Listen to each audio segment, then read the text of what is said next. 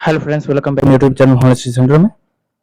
Friends, जैसा कि आप सभी को पता है कि एमपी एक्साइज कांस्टेबल 2025 की परीक्षा जो है स्थगित हो चुकी है और यह परीक्षा जो है शायद अगस्त में हो।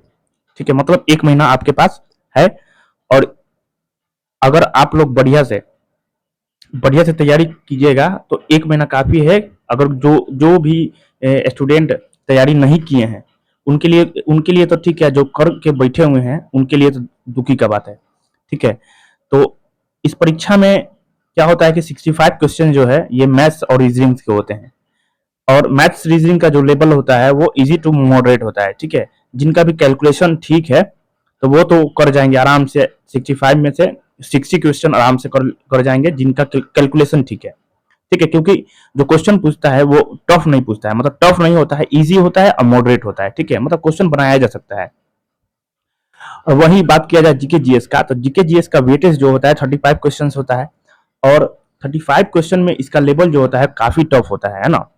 तो इसको तो ध्यान में रखना होगा कि कुछ 65 क्वेश्चन जो है वो सब कोई कर लेगा, लेकिन जो जीके जीएस है वही मामला फंसाएगा, उसी से रिजल्ट नहीं होता है। तो इसको कंप्लीट करने के लिए मतलब 35 क्वेश्चन में कम से कम 28 से 30 क्वेश्चन तो आना ही चाहिए। ठीक है, तो इसके लिए क्या करना पड़ेगा कि जितना भी प्रीवियस पेपर है, चाहे एमपी पुलिस का हो, एमपी एक्साइज का हो, चाहे और भी कोई भी एग्जाम्स हो, पटवारी का हो, उनमें से जीके को देखना होगा कि किस टाइप के क्वेश्चंस ईएसबी पूछता है। ठीक है, तो इसी के रिगार्डिंग मैंने ये सीरीज शुरू किया हुआ था। बहुत सारा मैंने करा चुका हूँ, पहले कंप्लीट करवा दिया हूँ।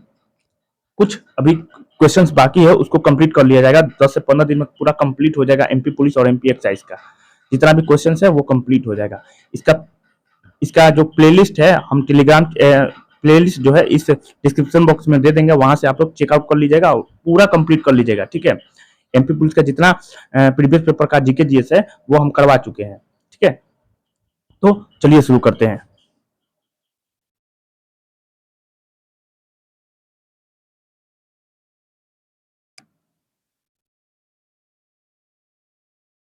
निम्नलिखित में से दूसरा सर्वोच्च शांतिकालीन वीरता पुरस्कार कौन सा है? दूसरा, ठीक है, दूसरा सर्वोच्च शांतिकालीन वीरता पुरस्कार कौन सा है? तो कीर्ति चक्र हो जाएगा। क्या हो जाएगा? कीर्ति चक्र। याद रखना है कि निम्नलिखित में से दूसरा सर्वोच्च शांतिकालीन वीरता पुरस्कार कौन सा है? तो कीर्ति चक्र हो जाएगा। नेक्स्ट देखते हैं।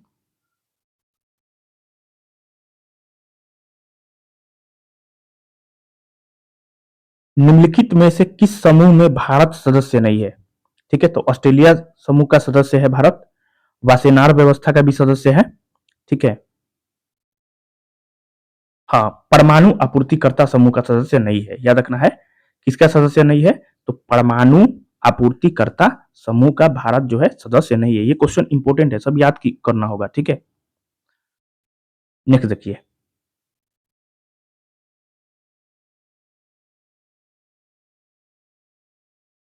निम्नलिखित में से कौन अमेरिका का दौरा करने और पश्चिमी दुनिया की यात्रा करने वाले पहले दलाई लामा बने? ठीक है, अमेरिका का दौरा करने और पश्चिमी दुनिया की यात्रा करने वाले पहले दलाई लामा कौन बने हैं? तो तेंजिन ग्यात्सो। याद रखना है, तेंजिन ग्यात्सो हो जाएंगे। ठीक है, नेक्स्ट देखिए।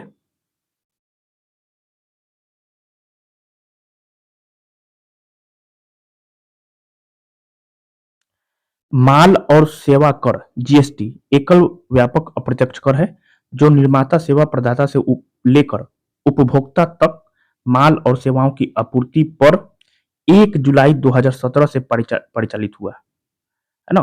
कि कब से? तो 1 जुलाई 2017 से, मतलब जीएसटी का गठन 1 जुलाई 2017 से ओवरऑल। ठीक है,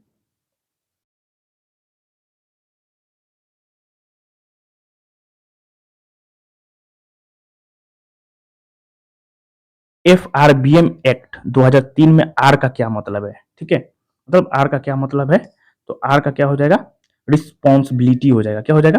रिस्पॉन्सिबिलिटी हो जाएगा।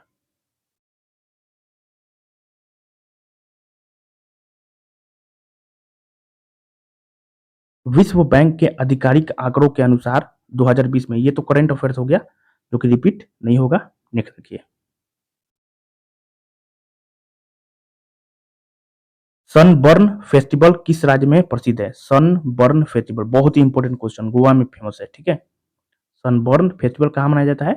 तो गोवा में मनाया जाता है। सनबर्न फेस्टिवल कहाँ मनाया जाता है? गोवा में मनाया जाता है।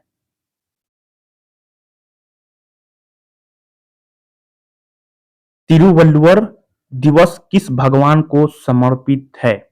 तिरुवल्लुवर दिवस किस भगवान को समर्पित है? तो सूर्य भगवान को। याद रखना है, तिरुवल्लुवर दिवस जो है ये सूर्य भगवान को समर्पित है। तिरुवल्लुवर दिवस किस भगवान को समर्पित है? सूर्य भगवान को। नेक्स्ट देखिए, निम्नलिखित में गलत युग्म ज्ञात कीजिए। मतलब गलत युग्म कौन सा है? इजराइल, इजराइल थैंक्स गिविंग, है ना, ये गलत हो जाएगा। क्या हो जाएगा? Israel thanks giving. याद रखना है, इजराइल थैंक्स गिविंग।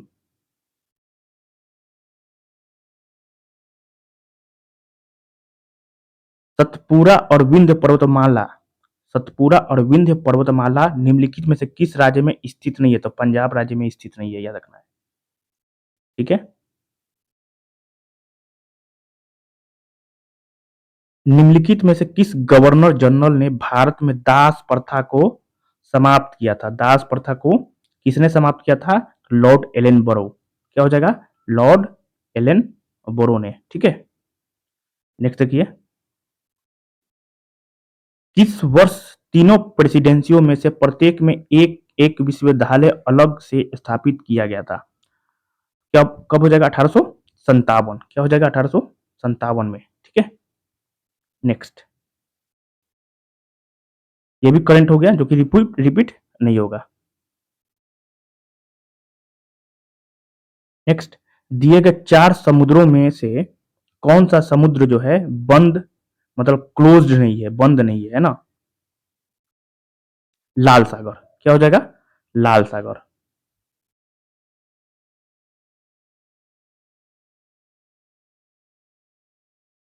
निम्नलिखित में से किस देश में फांसीवाद सिद्धांत का उदय प्रारंभ हुआ?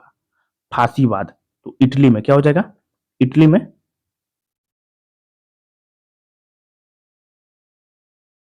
कोविड 19 सभ्यता का संकट और समाधान पुस्तक के लेखक कौन है? ये अच्छा हो गया, क्वेश्चन बढ़िया है।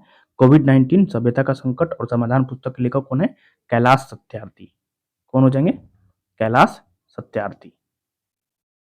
नेक्स्ट देखिए, निम्नलिखित में से किस प्रकार की मिट्टी के लिए न्यूनतम उर्वरक की आवश्यकता होती है? तो जलोढ़ मिट्टी के लिए। ठीक है, नेक्स्ट, लोसुंग, लोसुंग उत्सव निम्नलिखित में से किस राज्य से संबंधित है? लोसुंग उत्सव किस राज्य में मनाया जाता है? तो यह सिक्किम राज्य में मनाया जाता है। ठीक है, याद रखना है कि सिक्किम राज्य में मनाया जाता है लोसुंग त्योहार। बिहू त्योहार किस राज्य में मनाया जाता है? बिहू त्योहार तो ये असम राज्य में मनाया जाता है। नेक्स्ट देखिए, पंजाब का वर्तमान पंजाब के वर्तमान मुख्यमंत्री कौन है? तो ये तो भगवंत मान है, अभी भी हैं। नेक्स्ट देखिए, निम्नलिखित में से कौन सा धूमकेतु प्रत्येक 76 वर्ष में प्रकट होता है? तो हैली धूमकेतु। क्या हो जाएगा? हैली धूमकेतु। नेक्स्ट देखिए, कंपन, कंपन को गति के रूप में भी जाना जाता है, तो दोलन गति, है ना, कंपन को दोलन गति के नाम से भी जाना जाता है। याद रखना है, कंपन को दोलन गति के रूप में भी जाना जाता है। भारत रबर का सबसे बड़ा उत्पादक है, कितने नंबर का? तो ये हो जाएगा चौथे नंबर का, है ना। भारत रबर का चौथा सबसे बड़ा उत्पादक देश है। याद रखना है, बहुत ही इंपॉर्टेंट क्वेश्चन हो गया। भारत जो है रबर का चौथा सबसे बड़ा उत्पादक देश है। नेक्स्ट देखिए,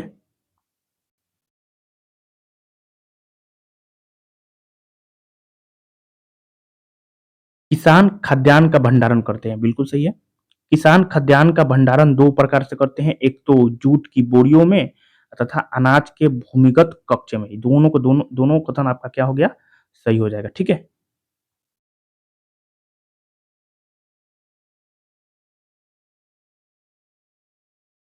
सीड ड्रिल से बीज बोना एक लाभ है। बीजों को सीड ड्रिल का उपयोग करके नियमित पंक्तियों में बोया जाता है। ये भी दोनों कथन आपका बिल्कुल सही है।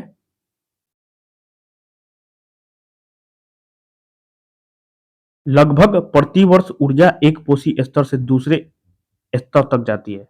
कितना परसेंट, मतलब कितना परसेंट जाती है? तो याद रखना है 10% है ना। लिंडमैन ने ये बोला था, लिंडमैन 10% का नियम भी किसने दिया था? तो लिंडमैन ने वही बोल रहा है कि लगभग 10% ऊर्जा एक कोषीय स्तर से दूसरे स्तर तक जाती है। किसने दिया था? लिंडमैन ने। ठीक है, नेक्स्ट देखिए, एक गैर क्रिस्टलीय संरचना वाला एक सफेद पाउडर है, तो बेकिंग पाउडर हो जाएगा। इजी क्वेश्चन है। नेक्स्ट,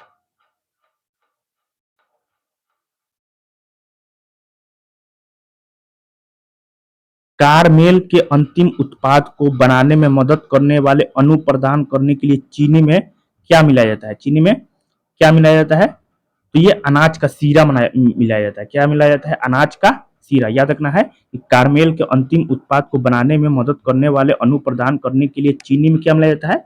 तो अनाज का सीरा। नेक्स्ट देखिए, रेशों से सूत बनाने की प्रक्रिया क्या कहलाती है? तो ये कताई कहलाती है। क्या कहलाती है? कताई। याद रखना है, कताई कहलाती है। निम्नलिखित में से किस देश में पहला तेल कुआं खोदा गया था? तो तेल कुआं खोदा कहाँ गया था? संयुक्त राज्य अमेरिका में। ठीक है, इजी क्वेश्चन है, याद रखना है, संयुक्त राज्य अमेरिका में। नेक्स्ट देखिए, निम्नलिखित में से किसे कोशिका का सजीव पदार्थ कहा जाता है? तो निम्नलिखित में से किसे कोशिका का सजीव पदार्थ कहा जाता है? तो प्रोटोप्लाज्म को कहा जाता है। याद रखना है, प्रोटोप्लाज्म को कहा जाता है। बिलीरुबिन रंग में कौन सा कलर होता है? तो पीला होता है ना। याद रखना है, बिलीरुबिन रंग में कौन सा होता है? पीला सा होता है। ठीक है, बीसीजी टीकाकरण की रोकथाम के लिए प्रयोग किया जाता है। बीसीजी टीका किसके रोकथाम के लिए प्रयुक्त किया जाता है? तो टीबी के लिए, यक्षमा जिसको बोला जाता है। ठीक है, यक्षमा, टीबी। नेक्स्ट, अन्न को अन्न को जटिल कार्बोहाइड्रेट के रूप में संग्रहित किया जाता है, जो लेमिनारिन या मैनिटोल के रूप में हो सकता है। क्या हो जाएगा? आपका अन्न हो जाएगा। ठीक है, नेक्स्ट देखिए,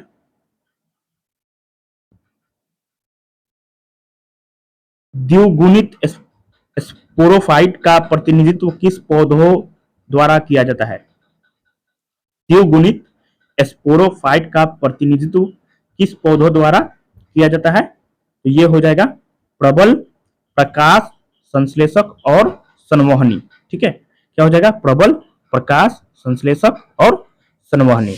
यदि आप लोगों को वीडियो पसंद है तो प्लीज चैनल को सब्सक्राइब कर लीजिएगा, ताकि प्रबल आने वाली अपडेट्स आप तक पहुंच सके। ठीक है, जय हिंद।